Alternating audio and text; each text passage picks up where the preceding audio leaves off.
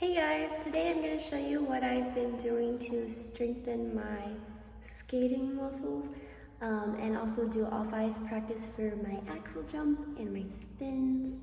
I got this for Christmas, which is the spinner I'm using in this video, but before this spinner I have one that is like flat and it's like a black square and it like spins on these little ball things. This is the spinner I was talking about. I also used to use this one. This does not work. I guess it's for ballerinas, but did not work for me. I also realized while editing this video that I'm wearing the same shirt I was wearing in my last video. That was a total accident. I have other workout shirts, I promise. I just happen to wear the same one. But this one is the newest Adea version. It's supposed to mimic your blade. I definitely have not figured it out. I'm not that great with the off-ice spinners. But that's what I was using in this video. And just as a disclaimer, usually I work out in Co-Law Fitness, which is where I have a subscription. For this video, I filmed in my apartment gym because no one's here, and I didn't want to film in a public gym. So I'm just showing you all the things that I've been doing to help strengthen the muscles that I use when I'm skating and to practice my balance. This is in no way trying to be an instructional video. I'm definitely not a coach, so please don't take this as advice or workout advice. My form's probably not the best.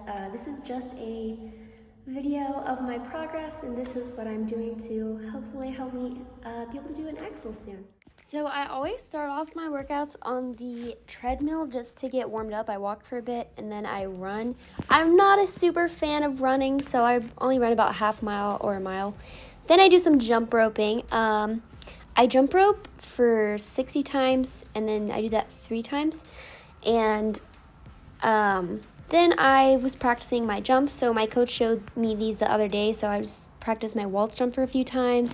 And then I tried to do a waltz loop jump. And then I also practiced trying to do an axle after this. She said if I do a skip into it, it'll kind of mimic the momentum on the ice, and then that I need to focus on lifting my hips. So I was trying to lift my right hip and then lift my left hip in the air.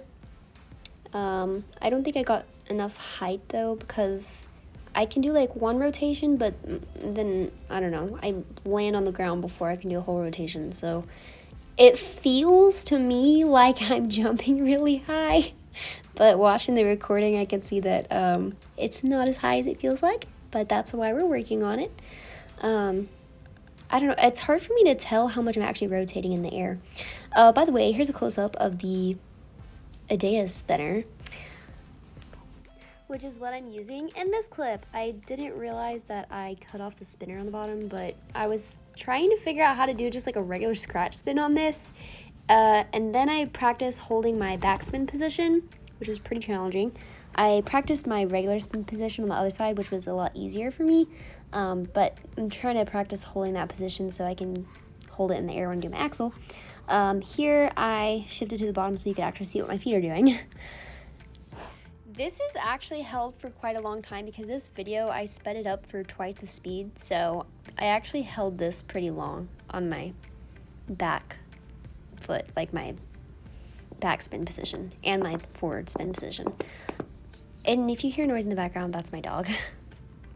And then I shifted to practice my sit spin position because aside from my axle, I'm trying to learn change foot spins, which includes scratch spins and also sit spins and camel spins.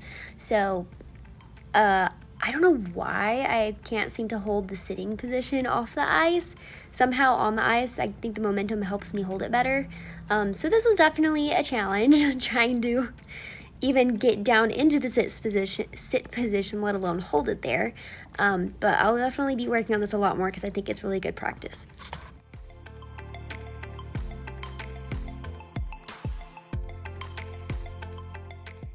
And here I was practicing my spiral / camel spin position.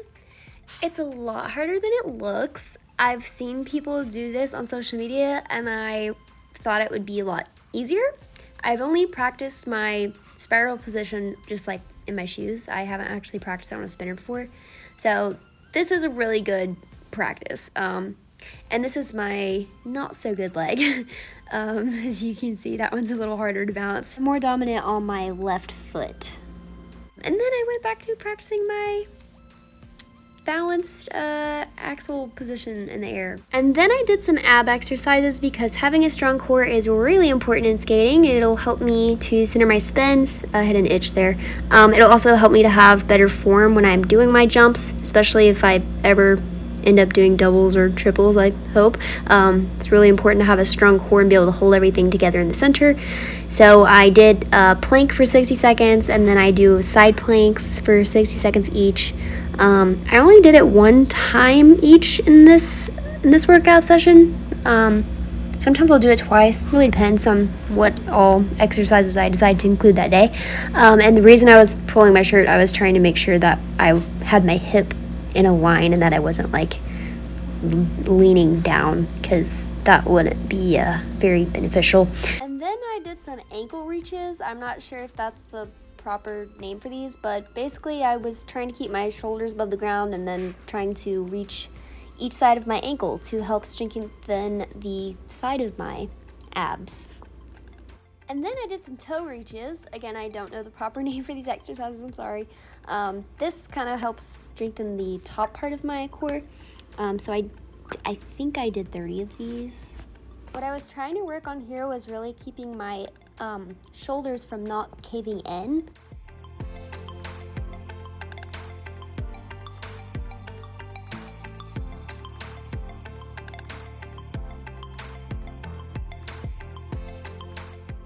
And then I did these butterfly crossover things up and down.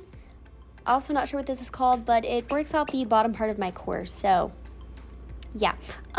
Sorry, my dog is squeaking a toy if you hear that. I was attempting to do 30 of these. I lost count, so I'm not sure how many I actually did, but usually I try to count to 30 for each of these exercises that I do. And then this one, I keep my hands under my tailbone just because it kind of hurts my lower back if I don't do that. So I just reach towards the ceiling with both of my legs. I try to keep them as straight as possible. And this also works out the lower part of my core. So, yay. And then here I did some hip dips. It's basically a side moving plank, and it works out the side of your abs. I'm trying to work out every part of my abs throughout these exercises, so the plank kind of works, I guess, I don't know, like the front of them, I guess, and then the other ones work out the top and bottom, and then this works out the sides. And then here I do this one a lot, actually, at the gym, I think. I try to keep my back straight, and I'm holding a 30-pound weight, and then I just do some squats, and that helps strengthen my legs. So, yeah. And then here I'm stretching. I think I kind of spend like a lot of time stretching because I'm really trying to be flexible, because I don't want to have to like struggle to do something on the ice, because then I could injure myself, and if you injure yourself on your ice, you know, on the ice, that would be painful. So I try to be as flexible as I can, especially in my back. My back is probably the least flexible part of my body. So at the very end of my yoga mat stretches, I try to do hair cutter and Bielman stretches. I always hold on to a pole, you know, like the pole that holds up the building at Kolob, the gym I usually go to, but here I just use the wall. And then after each time I try to do a Bielman, then I bend over to kind of release the, I guess, tension in my back. Yeah, so it kind of, you know, work in progress. I think my knee is pointing to the side too much, so I'm trying to work on bending it straight back, because it does kind of hurt my back the way that I'm doing it. So that's what I'm working on, is trying to keep it directly behind me. Here's the version of the hair cutter spin that I'm trying to do. I was trying to keep my knee close to my other knee, but this was a little bit hard today. So then this is the very last stretch I do, just to release all the tension I built up doing those hair cutter and Bielmans. So the end. Thank you so much for watching. I hope you enjoyed. Stay tuned for more progress videos.